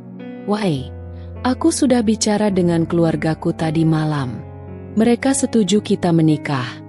Tapi aku harus tetap kuliah. Aku harap ini jadi awal yang baik buat kita." Aku membaca pesan itu berulang kali, memastikan mataku tidak menipuku. Aku langsung menekan tombol panggil, dan Bagas menjawabnya dengan nada santai. "Gas, bener ini? Orang tuamu setuju?" Tanyaku, masih sulit percaya. "Iya, Wai. Tapi syaratnya jelas. Aku harus tetap menyelesaikan kuliahku. Mereka juga ingin memastikan kalau kita bisa saling mendukung, bukan malah saling memberatkan." Aku tidak bisa menahan senyumku. "Terima kasih, Bagas. Aku nggak tahu harus bilang apa. Ini benar-benar kabar terbaik yang pernah kudengar. Aku yang harus berterima kasih. Why? Kamu sudah mau sabar menunggu selama ini. Aku janji akan bikin kamu bahagia. Kabar bahagia ini segera kubagikan kepada orang tuaku. Setelah bekerja sepanjang hari, aku pulang dengan langkah ringan. Di rumah, ayah dan ibu sedang duduk di ruang tamu seperti biasa, menikmati teh hangat sambil membicarakan hal-hal kecil. Ayah, ibu, aku mau bicara, kataku sambil duduk di hadapan mereka. Mereka menatapku dengan penasaran. Ayah meletakkan cangkir tehnya, dan ibu sedikit menegakkan tubuhnya. Ada apa, Wai? Tanya ibu dengan nada lembut. Bagas dan keluarganya sudah setuju. Kami akan menikah, kataku dengan senyum penuh kebahagiaan. Namun, senyumku tidak dibalas. Ayah menghela napas panjang, lalu bertanya, "Apa kamu yakin dengan keputusan ini, Dwi?" "Iya, Yah. Aku mencintai Bagas. Aku tahu ini keputusan besar, tapi aku yakin dia adalah orang yang tepat untukku." Ibu menggeleng pelan, menatapku dengan mata penuh kekhawatiran. "Dwi, ini bukan hanya soal cinta. Kamu tahu kan, keluarga Juragan Mansur itu seperti apa? Mereka kaya, tapi juga terkenal keras. Kamu yakin bisa bertahan di lingkungan mereka?" "Ibu, aku sudah pikirkan semua ini. Bagas itu berbeda dari ayahnya. Dia perhatian, pengertian, dan aku yakin dia akan menjadi suami yang baik." Ayah bersandar ke kursi dengan ekspresi yang sulit ditebak. "Kami tidak mau kamu terluka, Dwi. Tapi kalau ini memang keputusanmu, kami tidak akan menghalangi. Hanya saja, ingat, jalan yang kamu pilih ini tidak akan mudah." Waktu berlalu dengan cepat, dan hari pernikahanku pun tiba. Aku tidak pernah membayangkan akan menikah dalam pesta sebesar ini. Aula tempat resepsi dihiasi bunga-bunga putih dan lilin-lilin besar yang berkilauan. Gaun pengantinku terasa berat, dengan renda-renda halus yang menjuntai hingga ke lantai. Aku duduk di depan cermin, dikelilingi Ayu, Ratih, dan Visa. Mereka semua terlihat cantik dalam gaun pastel yang mereka kenakan. "Kamu kelihatan kayak putri raja, Wai," kata Ayu sambil tersenyum. "Tapi kelihatannya gugup banget," goda Visa. Aku tertawa kecil, meskipun tanganku terasa dingin. "Iya, aku gugup banget. Aku takut semuanya nggak berjalan seperti yang aku harapkan." Ratih menggenggam tanganku, menatapku dengan serius. "Wai, kamu sudah sejauh ini. Kamu pantas bahagia. Jangan pikirkan yang lain, nikmati saja momen ini." Ketika aku melangkah menuju pelaminan, jantungku berdegup kencang. Bagas berdiri di sana, tampak gagah dengan setelan jas hitamnya. Dia tersenyum, dan senyuman itu cukup untuk menenangkan hatiku. Pesta itu berlangsung dengan megah. Musik tradisional mengalun lembut, sementara tamu-tamu berdatangan dengan pakaian-pakaian mahal mereka. Aku berdiri di pelaminan bersama Bagas, menerima ucapan selamat dari kerabat dan teman-temannya yang datang dari jauh. Teman-temanku juga hadir, memberikan pelukan dan ucapan selamat. "Wai, kamu beneran beruntung. Nggak nyangka kamu akhirnya jadi istri juragan muda," goda Visa. "Iya, selamat ya, Wai. Kamu harus bahagia," tambah Ayu. Aku tertawa kecil, tetapi di sudut hatiku ada sedikit rasa hampa. Ketika aku melirik ke arah ayah dan ibu, mereka duduk di sudut ruangan, terlihat canggung di tengah keramaian ini. Lisa, adikku, mencoba membuat mereka tersenyum, tetapi aku tahu perasaan mereka jauh dari bahagia. Setelah pesta selesai, aku dan Bagas akhirnya bisa duduk berdua. Aku menatapnya dengan mata yang lelah tetapi bahagia. "Bagas, Terima kasih karena sudah ada untukku, kataku pelan. Bagas menggenggam tanganku erat. Aku yang harus berterima kasih. Why? Kamu sudah percaya padaku. Kita akan jalani ini bersama, apapun yang terjadi. Pernikahanku dengan Bagas, yang dulu aku pikir adalah pintu menuju kebahagiaan, ternyata menjadi awal dari perjalanan yang penuh air mata. Rumah megah milik keluarga Bagas memang terlihat seperti istana dari luar, tapi di dalamnya, aku menemukan diri berada di tempat yang dingin dan tak bersahabat. Aku selalu memulai hari dengan penuh semangat, mencoba mengesampingkan rasa ragu dan kekhawatiran. Bagaimanapun, aku ingin menjadi istri yang baik untuk Bagas dan menantu yang diterima oleh keluarganya. Tapi ternyata, niat baik saja tak cukup untuk mendapatkan hati ibu mertua dan anggota keluarganya yang lain. Pagi itu, seperti biasa, aku bangun sebelum matahari terbit. Aku menyiapkan sarapan untuk keluarga. Nasi goreng sederhana dengan telur mata sapi, ditemani teh manis hangat. Bagas, yang harus berangkat kuliah lebih pagi, memuji masakanku sambil tersenyum. Enak. Why? Kamu memang paling bisa bikin aku semangat, katanya sambil mencium keningku. Aku hanya tersenyum kecil, berusaha mengabaikan rasa lelah setelah bangun lebih awal dan berkutat di dapur. Setelah Bagas pergi, aku duduk sebentar di kursi dapur untuk mengistirahatkan tubuhku. Tapi momen singkat itu segera buyar ketika ibu mertua masuk ke dapur. Dwi, kamu ini ya? Jadi menantu kok santai-santai saja. Suara tajamnya membuatku tersentak. Ibu, saya baru saja selesai masak. Bu, saya cuma duduk sebentar karena capek. Jawabku lirih, mencoba menjelaskan. Capek? Kamu itu baru sebentar kerja sudah bilang capek. Wanita itu nggak boleh malas. Tahu?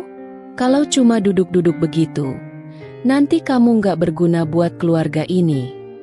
Kata-katanya seperti pisau yang menusuk hatiku. Aku terdiam, menahan air mata yang mulai menggenang. Sekarang jangan cuma duduk-duduk. Bersihkan rumah. Itu lantai kotor, piring numpuk, meja berdebu. Kamu pikir rumah ini siapa yang akan urus? Iya, Bu. Saya kerjakan sekarang, jawabku pelan, menunduk dalam-dalam. Tanpa menunggu jawabanku lebih lanjut, ibu mertua berlalu dengan wajah kesal. Hari-hari berikutnya menjadi mimpi buruk.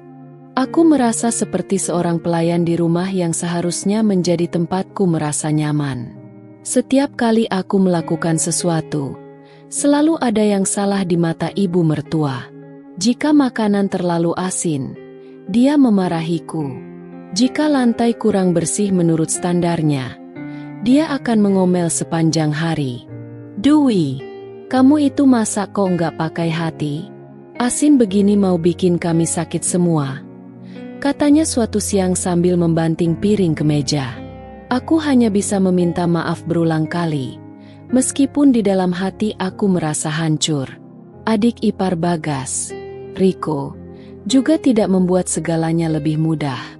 Ia sering membuang sampah sembarangan atau meninggalkan barang-barangnya berserakan di ruang tamu. Ketika ibu mertua memarahinya, dia dengan santai menyalahkanku. Itu bukan salah aku, Bu. Kak Dwi yang gak bersihin, katanya sambil berlalu tanpa rasa bersalah. Aku hanya bisa menahan diri, tidak ingin memperkeruh suasana. Tapi semakin hari, hatiku terasa semakin berat. Satu malam, setelah semua pekerjaan rumah selesai, aku duduk di kamar sambil menatap dinding kosong. Aku merasa seperti kehilangan diriku sendiri. Aku yang dulu ceria dan penuh semangat, kini berubah menjadi seseorang yang penuh rasa takut dan kesedihan. Ketika Bagas pulang, aku mencoba menceritakan apa yang terjadi. Gas, aku nggak tahu sampai kapan aku bisa bertahan, kataku dengan suara bergetar. Ada apa lagi, Wai? Tanyanya sambil duduk di sebelahku. Ibumu, dia selalu mempermasalahkan segala yang aku lakukan. Aku sudah berusaha, tapi sepertinya dia tidak pernah puas. Bagas menghela napas panjang, lalu menggenggam tanganku. Wai, aku tahu ini berat, tapi kamu harus sabar. Ibu memang orangnya keras, tapi lama-lama dia pasti akan menerima kamu. Tapi, Gas, aku merasa seperti tidak dihargai. Setiap hari aku harus mendengar komentar yang menyakitkan. Aku sudah berusaha keras, tapi tidak pernah ada ucapan terima kasih, bahkan sekadar senyuman dari ibu. Bagas memelukku erat. Aku minta maaf. Wai, aku tahu ini nggak mudah, tapi aku janji, ini cuma sementara. Begitu aku selesai kuliah, kita akan pindah dari rumah ini. Aku janji. Janji Bagas sedikit menenangkanku, tapi tetap saja, aku tidak tahu apakah aku bisa bertahan selama itu. Bagas mungkin tidak sepenuhnya mengerti beban yang kutanggung setiap harinya. Pagi berikutnya adalah salah satu hari terburuk dalam hidupku. Aku sudah bangun lebih awal dari biasanya untuk memastikan semuanya siap sebelum Bagas berangkat kuliah. Aku memasak nasi uduk dengan lauk sederhana, seperti yang diminta ibu mertua malam sebelumnya. Setelah selesai, aku menyajikan makanan di meja makan. Namun, ketika ibu mertua mencicipi masakanku, reaksinya membuatku terpaku. Ini apa? Kamu bikin nasi uduk kok nggak wangi? Kurang santan ini. Kamu itu nggak becus masak. Dui, kalau begini caranya, gimana kamu bisa jaga anakku? Jangan-jangan kamu cuma modal tampang saja waktu bikin Bagas jatuh cinta. Aku berdiri terpaku di dekat meja makan. Air mataku hampir tumpah. Aku mencoba menjelaskan. Bu, saya sudah masak sesuai resep yang ibu bilang tadi malam. Kalau memang kurang, saya bisa perbaiki. Perbaiki? Kalau kamu nggak bisa masak, ya jangan masak. Biar pembantu saja yang masak, daripada kita semua keracunan makananmu. Katanya sambil mendorong piring di depannya hingga terjatuh. Suara piring pecah itu seperti menggema di dalam dadaku. Aku menunduk, memunguti pecahan piring dengan tangan gemetar. Rasa malu, marah, dan sakit hati bercampur menjadi satu siang itu. Aku memutuskan untuk menghabiskan waktu di kamar, berharap bisa sedikit menenangkan diri. Namun, ibu mertua tampaknya tidak ingin membiarkanku istirahat. Dwi, kamu di kamar saja?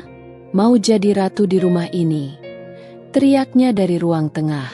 Aku buru-buru keluar. Iya, Bu. Maaf, saya tadi cuma... Jangan banyak alasan. Lantai depan masih kotor. Pel ulang semuanya. Kalau kamu nggak mau kerja, mending kamu pulang saja ke rumah orang tuamu. Kata-kata itu terasa seperti tamparan di wajahku. Pulang ke rumah orang tuaku? Aku tidak bisa. Aku sudah memilih untuk menikah dengan Bagas. Dan sekarang aku harus bertahan dengan segala konsekuensinya. Dengan air mata yang mengalir tanpa henti, aku mulai mengepel lantai lagi, meskipun tubuhku sudah sangat lelah. Rumah besar keluarga Bagas yang dulu tampak seperti istana kini lebih menyerupai penjara bagiku. Bukan penjara karena tembok dan jeruji, melainkan penjara dari ucapan tajam, sikap dingin, dan perlakuan yang mematahkan hatiku setiap hari. Kebahagiaan yang sempat kurasakan setelah menikah ternyata hanyalah bayangan semu. Sejak menikah dengan Bagas, aku memutuskan untuk tinggal bersama keluarga mertua. Awalnya, aku berpikir bahwa keputusan ini akan membuatku lebih dekat dengan mereka, bahwa aku bisa menjadi bagian dari keluarga yang hangat. Tapi kenyataan justru berkata lain. Pagi-pagi, setelah Bagas berangkat kuliah, aku menyiapkan sarapan untuk seluruh keluarga. Dengan hati yang tulus, aku ingin membuat mereka merasa nyaman. Setelah semuanya selesai, aku duduk sebentar di kursi ruang makan untuk mengistirahatkan kaki. Dwi, apa kamu nggak malu duduk-duduk saja setelah makan? Suara ibu mertua menggelegar dari arah dapur. "Ibu, saya baru selesai menyiapkan sarapan dan mencuci piring. Saya cuma duduk sebentar karena capek," jawabku dengan suara pelan, mencoba tetap sopan. Ibu mertua mendekat dan menatapku tajam. "Capek? Kamu itu nggak tahu diri. Jadi menantu di rumah ini. Ya, harus rajin. Jangan cuma tahu malas-malasan. Kalau cuma mau duduk-duduk, pulang saja ke rumah orang tuamu." Aku terdiam, menahan rasa sakit yang merayap ke dadaku. Kata-katanya menusuk, membuatku merasa seperti beban yang tidak diinginkan. Tanpa menjawab, aku bangkit dan mulai membersihkan lantai. Tapi ternyata itu belum cukup baginya. Setelah selesai, jangan lupa lap kaca jendela di depan. Kotor sekali. Apa kamu nggak lihat? Rumah ini jadi kayak nggak ada yang mengurus. Lanjutnya sambil berlalu. Aku hanya bisa mengangguk kecil, tanpa mengatakan apa-apa. Setiap ucapan balasan dariku hanya akan memperpanjang amarahnya adik ipar, Riko, yang seharusnya bisa menjadi teman atau setidaknya netral, justru semakin memperburuk keadaanku. Riko, seorang remaja yang terbiasa dilayani, seringkali membuatku merasa seperti seorang pembantu. Suatu sore, ketika aku sedang mencuci piring, Riko memanggilku dari ruang tamu. "Kak, ambilin aku minum," teriaknya. Aku berusaha tetap tenang. "Riko, ambil sendiri ya. Aku lagi cuci piring." "Loh, kok kakak gitu sih? Kan kakak di sini nggak ada kerjaan lain selain bantu-bantu di rumah," balasnya dengan nada sinis. Aku menutup keran air, mengeringkan tangan, lalu berjalan ke ruang tamu. "Riko, aku ini bukan pembantu. Kalau kamu haus, kamu bisa ambil sendiri. Aku juga capek, tahu." Riko langsung berdiri, wajahnya memerah karena marah. Kakak itu nggak tahu diri. Kalau nggak mau bantu, ngapain tinggal di sini? Tepat saat itu, ibu mertua muncul. "Ada apa ini ribut-ribut?" tanyanya tajam. "Ibu, Kak Dwi nggak mau ambilin aku minum," lapor Riko dengan nada penuh drama. Ibu mertua langsung beralih padaku. Ekspresinya berubah menjadi dingin dan menghakimi. "Dwi, kamu itu di rumah ini jadi menantu atau tamu? Kalau anakku minta sesuatu, kamu harus melakukannya. Jangan bikin suasana rumah jadi nggak nyaman." Aku terdiam, menahan air mata yang mulai menggenang di mataku. "Ibu, saya cuma ingin Riko belajar mandiri. Saya nggak bermaksud apa-apa," jawabku pelan. "Belajar mandiri? Kamu itu siapa berani-beraninya mengatur anakku?" serunya, suaranya meninggi. "Dengar, Dwi, kamu itu ada di rumah ini karena belas kasihan. Kalau nggak mau bantu, lebih baik kamu pergi." Hatiku terasa remuk. Aku berbalik tanpa berkata apa-apa lagi, berjalan kembali ke dapur sambil menahan tangis yang hampir pecah malam itu. Aku sudah tidak tahan lagi. Aku menunggu Bagas pulang untuk menceritakan semua yang terjadi. "Gas, aku nggak kuat lagi," kataku dengan suara bergetar saat dia duduk di sofa. Bagas mengernyitkan dahi. "Kenapa lagi? Why? Apa lagi yang kamu ributkan?" Aku menarik napas panjang, mencoba menenangkan diri. "Gas, ibumu selalu memarahi aku, mengatakan aku ini beban di rumah ini. Riko juga nggak pernah menghargai aku. Aku merasa seperti pembantu di sini." Bagas menghela napas, terlihat jenuh. "Wai, kamu itu lebay. Ibu emang orangnya keras, tapi dia nggak pernah bermaksud jahat. Kamu aja yang terlalu baper." Aku merasa seperti ditampar oleh kata-katanya. "Bagas, aku nggak lebay. Aku cuma ingin kamu tahu apa yang aku alami. Aku capek. Gas, aku nggak pernah merasa dihargai di rumah ini. Tapi kamu juga harus ngerti posisiku. Why? Aku pusing dengan kuliah. Aku nggak punya energi buat ngurusin masalah kayak gini. Kamu harus belajar terima keadaan. Jawabnya dingin. Terima keadaan? Gas. Aku ini istrimu. Aku butuh dukunganmu. Bagas mengangkat tangan, menyuruhku berhenti bicara. Sudahlah. Why? Aku capek. Aku mau tidur. Aku hanya bisa memandangnya dengan hati yang hancur. Bagas, satu-satunya orang yang kuharapkan bisa membantuku, kini justru berbalik menyalahkanku. Beberapa hari kemudian, aku memberanikan diri untuk membahas masalah Lisa, adikku. Aku tahu Bagas sudah kesal dengan semua keluhanku, tapi aku tidak punya pilihan lain. Gas, aku mau minta tolong, kataku pelan. Apa lagi, Why? Tanyanya tanpa menoleh, sibuk dengan ponselnya. Lisa, dia kesulitan bayar sekolah. Aku biasanya bantu, tapi sekarang aku nggak bisa. Bisa nggak kamu bantu sedikit? Bagas langsung meletakkan ponselnya, menatapku dengan wajah kesal. Why? Aku ini lagi pusing sama kuliah. Jangan tambah-tambah beban aku dengan masalah keluargamu. Bagas, aku cuma minta sedikit bantuan. Lisa itu adikku. Dia butuh bantuan, kataku. Air mata mulai mengalir. Bantu? Kamu pikir aku ini apa? Aku bukan ATM. Aku udah cukup pusing dengan hidupku sendiri. Jangan nambah beban, teriaknya. Hatiku terasa seperti dihancurkan menjadi serpihan kecil. Kata-katanya terus terngiang di kepalaku. Aku berusaha kuat, tapi luka itu begitu dalam. Suatu sore, aku sedang membersihkan meja makan ketika Riko memanggilku dari kamarnya. Kak, kesini sebentar, teriaknya. Ada apa, Riko? Tanyaku sambil mendekat. Bersihkan kamarku. Aku nggak sempat, katanya santai. Aku menatapnya tidak percaya. Riko, aku bukan pembantumu. Kalau kamarmu kotor, bersihkan sendiri. Riko langsung berdiri. Wajahnya merah karena marah.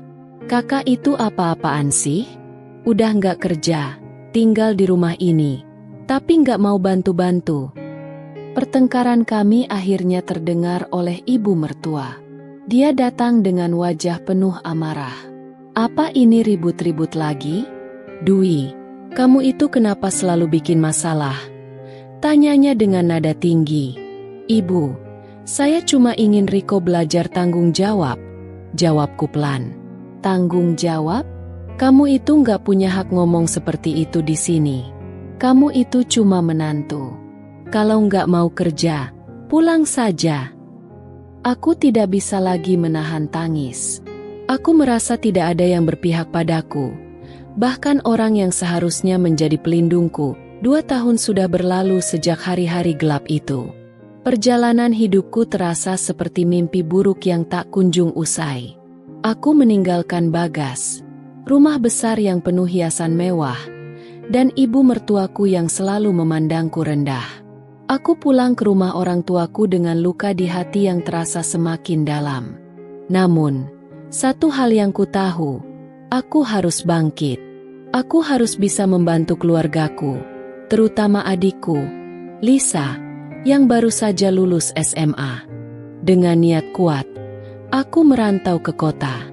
Tak ada yang ku kenal di sana. Hanya aku dan harapan akan kehidupan yang lebih baik. Aku mulai bekerja di sebuah rumah makan sederhana, dengan gaji yang pas-pasan. Hari-hariku penuh dengan kesibukan yang kadang melelahkan.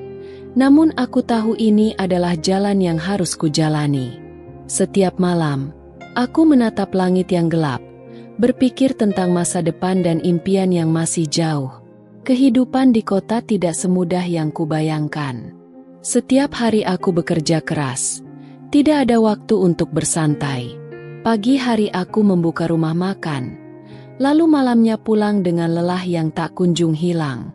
Walaupun demikian, ada kepuasan tersendiri ketika aku bisa membantu keluarga, terutama Lisa yang kini sedang kuliah di sebuah universitas terdekat. Aku tahu, tanpa aku di sana, mereka akan kesulitan. Setelah 2 tahun berlalu, aku merasa sudah saatnya untuk kembali ke kampung. Rindu kepada orang tua dan keluarga sudah menggerogoti hatiku.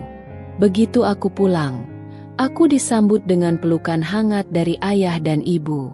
Lisa, adikku, sudah lulus SMA dan kini bekerja di sebuah koperasi yang tak jauh dari rumah. Aduh, kamu sudah pulang. Ibu memelukku erat. Bagaimana di kota? Pasti capek ya? Aku hanya bisa tersenyum lelah. Iya, Bu. Tapi alhamdulillah, saya bisa membantu. Lisa juga sudah bekerja, kan? Lisa, yang sedang duduk di sudut ruangan, tersenyum. Iya, Kak.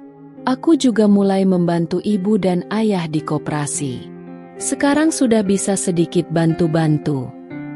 Aku merasa lega melihat Lisa sudah mulai mandiri. Rasanya seperti melihat matahari terbit setelah badai. Kehidupan kami mungkin tak sempurna, tapi kami saling mendukung. Suatu hari, aku pergi ke pasar untuk membeli beberapa kebutuhan rumah. Di sana, aku tak sengaja bertemu dengan Visa, teman lamaku. Kami saling menyapa, dan dia langsung memelukku. Dwi, lama tak ketemu. Kamu di mana saja? Tanya Visa dengan suara ceria. Aku tertawa ringan. Aku di kota, Vis. Kerja di rumah makan. Cuma ya, lama-lama capek juga. Kami duduk di sebuah warung kopi kecil, berbicara tentang kehidupan masing-masing. Visa bercerita bahwa dia masih tinggal di kampung dan bekerja sebagai penjual bahan-bahan di pasar. Kami tertawa mengenang masa-masa sekolah yang penuh kenangan. Setelah mendengar ceritaku tentang kehidupan di kota, Visa memberikan saran. Dwi, kalau kamu masih cari pekerjaan, ada pabrik garmen baru yang buka di dekat sini. Meskipun masih kecil, mereka butuh banyak karyawan. Lagian, nggak jauh dari rumah, jadi kamu bisa tinggal di sini juga. Aku berpikir sejenak. Pekerjaan di rumah makan mulai terasa monoton, dan aku ingin mencari sesuatu yang lebih baik. Setelah berpikir, aku memutuskan untuk mencoba melamar pekerjaan di garmen itu. Keesokan harinya, aku langsung melamar pekerjaan di garmen tersebut. Aku merasa beruntung ketika diterima kerja di sana. Baru beberapa minggu bekerja, aku menyadari bahwa tempat itu bukan sekadar pabrik biasa. Garmen ini milik Yuda, teman lama yang pernah bekerja bersama di sebuah pabrik garmen besar.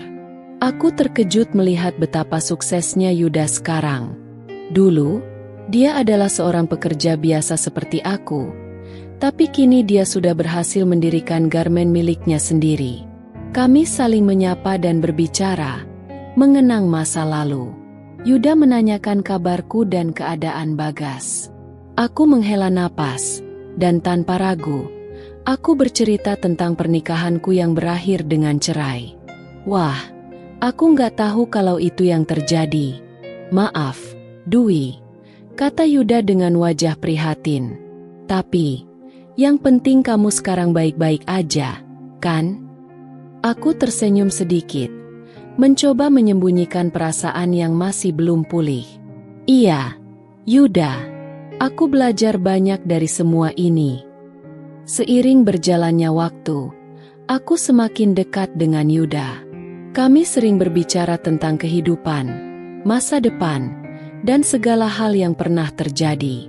Yuda selalu memberikan dukungan yang aku butuhkan, dan aku merasa semakin nyaman bekerja di sana. Hari demi hari, aku mulai merasakan perubahan dalam diriku. Yuda adalah orang yang sangat perhatian dan selalu mendengarkan keluh kesahku. Keberadaannya memberikan rasa tenang yang sudah lama hilang. Aku tak pernah merasa diabaikan olehnya, seperti yang dulu terjadi dengan Bagas. Yuda membuatku merasa dihargai. Suatu malam, setelah jam kerja selesai, Yuda mengajakku berbicara serius. Kami duduk di sebuah kafe kecil setelah selesai bekerja. "Dwi," katanya dengan suara serius, "aku ingin jujur padamu. Dulu, waktu kita masih bekerja bersama, aku pernah suka sama kamu. Tapi setelah tahu kamu menikah dengan Bagas, aku memilih untuk keluar dan mulai merintis garmen ini sendiri. Aku nggak mau mengganggu hubungan kamu. Tapi sekarang setelah kita banyak ngobrol, aku merasa ada sesuatu yang lebih dari sekadar teman." Hatiku berdegup kencang. Aku tak menyangka Yuda akan mengungkapkan perasaannya begitu terang-terangan. Aku juga merasa ada ikatan di antara kita, Yuda," kataku dengan suara pelan. "Tapi aku bingung. Aku baru saja melalui banyak hal, dan aku takut kalau aku salah lagi." Yuda tersenyum lembut. "Aku mengerti, Dwi. Aku nggak mau buru-buru. Aku cuma ingin kamu tahu bahwa aku peduli sama kamu. Dan jika kamu memberi kesempatan, aku ingin melanjutkan hubungan ini lebih jauh." Aku terdiam, berpikir keras. Yuda adalah pria yang baik, sukses, dan peduli padaku. Namun, hatiku masih terluka, dan aku belum bisa melupakan semua yang terjadi dengan Bagas. Tapi, aku juga tahu bahwa aku pantas untuk bahagia. Setelah banyak berpikir dan berbicara dengan diriku sendiri, aku akhirnya memutuskan untuk memberi kesempatan pada Yuda. Aku sudah terlalu lama hidup dalam bayang-bayang masa lalu, dan aku sadar bahwa untuk melangkah maju, aku harus melepaskan semua yang pernah terjadi. "Aku ingin mencoba, Yuda," kataku dengan mata yang mulai berkaca-kaca. "Aku ingin hidup bahagia. Dan aku rasa kamu adalah orang yang tepat untuk itu." Yuda tersenyum lebar. Wajahnya tampak lega. "Terima kasih, Dwi. Aku nggak akan menyia-nyiakan kesempatan ini." Kami berdua saling tersenyum, dan aku merasa seakan ada cahaya baru yang muncul dalam hidupku. Hari-hariku di garmen semakin menyenangkan, dan hubungan kami semakin dekat.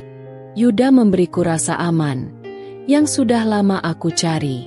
Aku tahu perjalanan hidupku masih panjang, dan masih banyak tantangan yang harus aku hadapi. Tapi satu hal yang pasti, aku kini lebih siap untuk menghadapi dunia, dan aku siap untuk menjalani hidup dengan Yuda di sampingku. Hari itu, aku menerima undangan reuni SMP melalui pesan singkat. Awalnya, aku ragu. Sudah lama aku tidak bertemu dengan teman-teman lama. Banyak kenangan yang terkubur dalam-dalam, terutama dengan Bagas, mantan suamiku. Tapi, Yuda meyakinkanku untuk pergi. "Ini kesempatan buat kamu menyapa mereka semua. Kita bisa lihat teman-temanmu dan berbagi cerita," katanya dengan senyuman yang hangat. Aku dan Yuda akhirnya memutuskan untuk pergi. Kami mengenakan pakaian yang rapi dan sedikit lebih mewah, sesuai dengan acara yang digelar di sebuah restoran yang cukup terkenal di kota.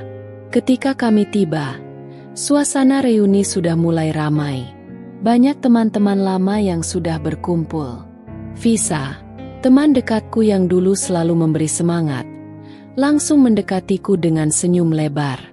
"Dwi, kamu datang juga akhirnya. Gimana kabarnya? Wah, kamu cantik banget sekarang." Visa memelukku erat. Aku merasa sedikit terharu, melihat betapa semua teman-temanku tetap mendukung meskipun sudah lama tak bertemu. Yuda yang berdiri di sampingku tersenyum pada mereka. "Ini Yuda, suamiku sekarang. Kami baru saja menikah tahun lalu," kataku memperkenalkan Yuda kepada teman-teman. "Aduh, senangnya lihat kamu bahagia, Dwi," kata Visa, masih tersenyum lebar. "Aku nggak sabar nih mau ngobrol sama kamu lebih lama." Sementara itu, aku merasa suasana menjadi lebih nyaman. Teman-teman lama mulai datang satu persatu. Kami tertawa, bercerita tentang masa lalu, mengenang betapa cerianya masa-masa SMP. Momen itu terasa seperti keajaiban kecil setelah sekian lama aku menjalani hidup dengan penuh rintangan. Yuda tetap setia di sisiku, Senyumannya tak pernah pudar, seolah meyakinkanku bahwa aku layak untuk bahagia.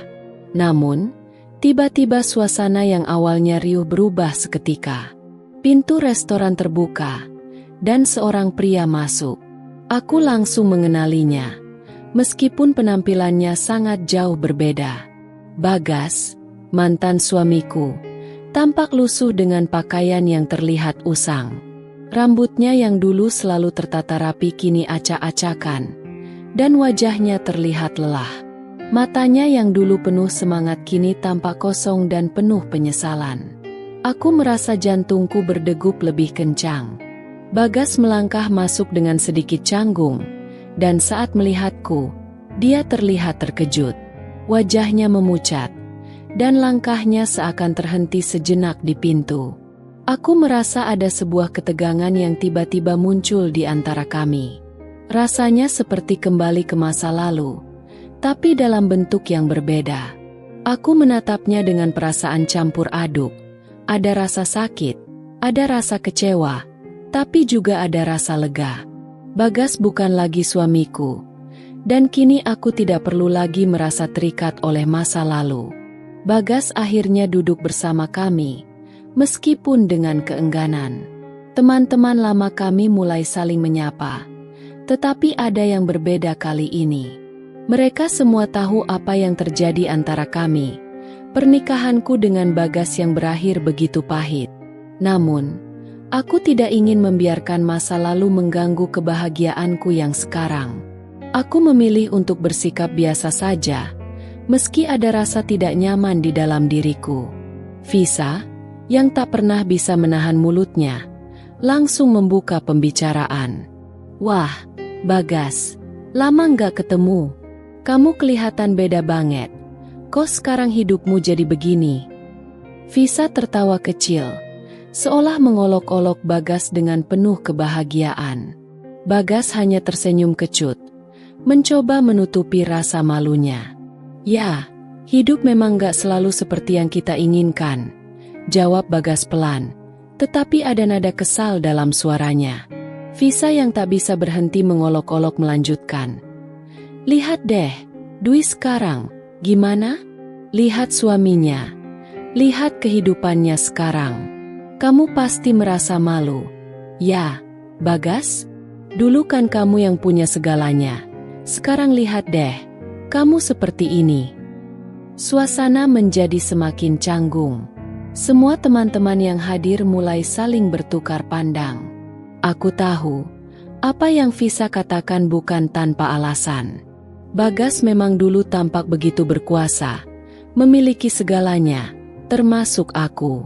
Tetapi sekarang, hidupnya seakan terbalik. Aku bisa merasakan bahwa dia merasa terhina, merasa kalah. Namun, aku tidak ingin mempermalukannya lebih jauh. Aku hanya terdiam, menghindari tatapan Bagas. Visa menatapku dengan mata yang penuh sindiran, lalu melanjutkan. Tapi lihat Dwi, hidupnya penuh dengan kemewahan sekarang. Berbeda jauh banget, kan? Sama hidupmu yang dulu, Bagas. Dwi beruntung bisa mendapatkan Yuda yang baik, sukses, dan penuh perhatian. Visa menambahkan kalimat itu dengan penuh penekanan. Aku merasa sedikit tidak nyaman dengan kata-kata Visa. Meskipun aku tahu dia bermaksud baik, aku tidak ingin terlalu membandingkan hidup kami dengan cara yang seperti itu. Namun, Visa terus saja membandingkan keadaan Bagas dengan keadaan hidupku sekarang. Tanpa peduli dengan perasaan siapapun, Bagas tampak semakin gelisah. Wajahnya yang semula pucat kini semakin memucat, dan matanya mulai terlihat berkaca-kaca. Dia menatap Yuda, yang duduk di sampingku, dan mungkin merasakan betapa besar perbedaan antara kehidupannya dan kehidupan kami sekarang. Tiba-tiba, tanpa memberitahu siapapun, Bagas berdiri dan berjalan cepat menuju pintu. Maaf, aku harus pergi, katanya singkat. Suaranya bergetar, dan aku tahu dia berusaha menahan air mata yang mungkin ingin tumpah. Bagas berbalik dan meninggalkan restoran tanpa berpaling lagi. Suasana yang semula riuh menjadi hening. Teman-temanku saling berpandangan, dan aku bisa merasakan pandangan mereka yang penuh rasa kasihan terhadap Bagas. Namun, entah mengapa aku merasa sedikit lega. Kini, aku tahu bahwa keputusan untuk berpisah dengan Bagas adalah yang terbaik. Visa yang melihat kepergian Bagas hanya bisa tersenyum sinis. Wah, malu banget ya dia. Ya, namanya juga hidup. Kadang kita di atas, kadang kita di bawah, katanya sambil tertawa kecil. Namun, aku tak bisa merasakan kebahagiaan atas penderitaan orang lain. Meskipun aku merasa lega, hati kecilku tetap merasa iba pada Bagas. Dia mungkin telah membuat kesalahan besar, tetapi dia juga manusia yang punya perasaan. Aku berharap dia bisa menemukan jalan hidupnya kembali, meski aku tidak tahu bagaimana caranya setelah kejadian itu. Aku merasa banyak hal yang harus aku renungkan. Reuni tersebut membuka mata hatiku bahwa hidup memang penuh dengan ketidakpastian. Kadang kita berada di puncak, tapi kadang juga terjatuh begitu dalam. Aku tahu bahwa hidupku dengan Yuda adalah pilihan yang tepat, dan aku bersyukur bisa melanjutkan hidup dengan seseorang yang peduli padaku. Namun, aku juga merasa bahwa pertemuan dengan Bagas di reuni itu adalah penutupan yang sempurna untuk babak kehidupan yang telah lama aku tutup. Bagas mungkin telah mengkhianatiku, tapi aku tak bisa mengabaikan kenyataan bahwa dia pernah menjadi bagian dari hidupku. Aku berharap dia bisa memperbaiki dirinya, meskipun tidak ada lagi ruang untuk kami berdua. Yuda yang selalu mendukungku hanya bisa tersenyum dan menatapku dengan penuh kasih. Kamu kuat, Dwi. Aku bangga bisa berada di sisi kamu. Kita akan terus bersama, dan masa depan kita akan lebih baik. Aku tersenyum, merasa lebih yakin dengan keputusanku. Aku tahu perjalanan hidup ini masih panjang, dan aku tidak akan lagi terjebak dalam bayang-bayang masa lalu. Kini, aku siap menatap masa depan dengan penuh harapan dan kebahagiaan yang lebih nyata. Reuni itu mengajarkanku banyak hal. Terkadang, hidup membawa kita pada pertemuan yang tak terduga dengan orang-orang dari masa lalu. Namun, yang terpenting adalah bagaimana kita memilih untuk melanjutkan hidup kita. Masa lalu memang tak bisa diubah, tetapi masa depan masih terbuka lebar untuk kita capai. Aku telah menemukan kebahagiaanku dengan Yuda, dan itu adalah hal yang paling berharga.